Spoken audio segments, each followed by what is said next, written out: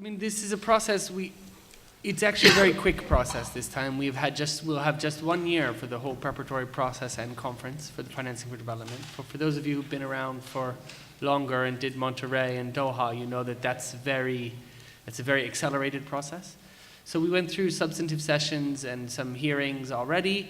We've already gone through a couple drafting sessions, and we're now hitting intercessional meetings. So the formal drafting sessions were three negotiating sessions.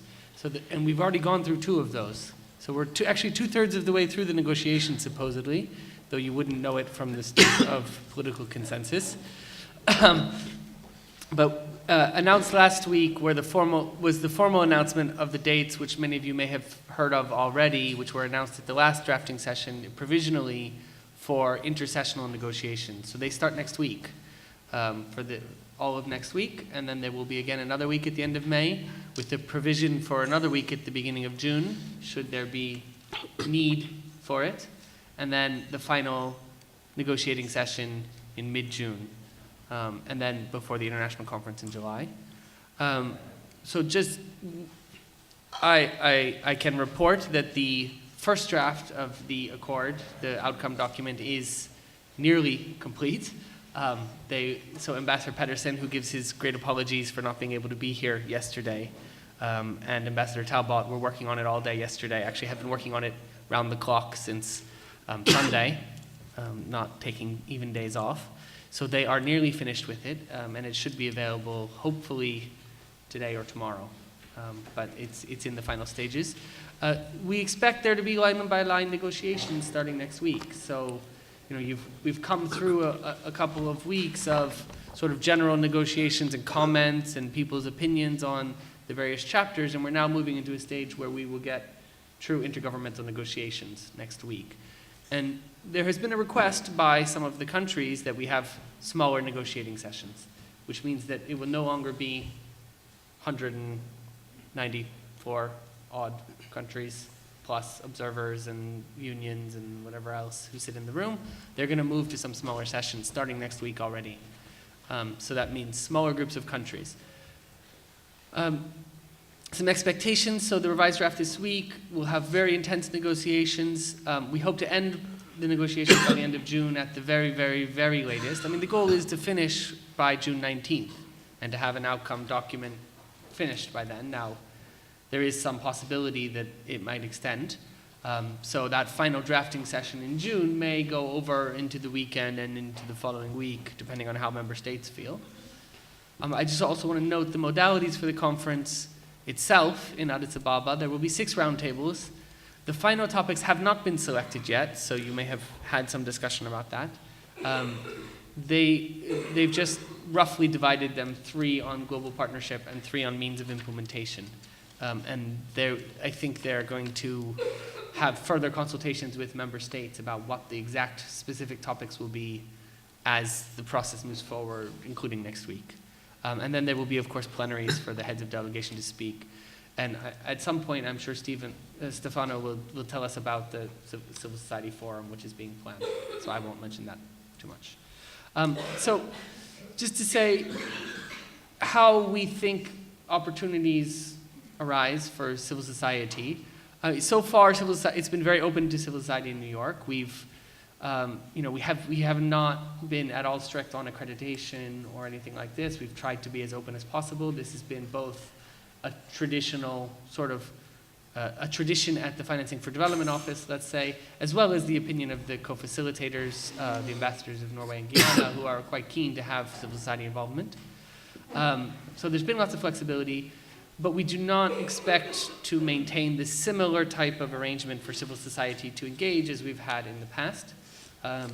We're still working out the exact details, but it's likely that civil society will be able to sit through meetings as observers, but not speak unless requested to speak by a member state. And member states can make that request, they have in the past.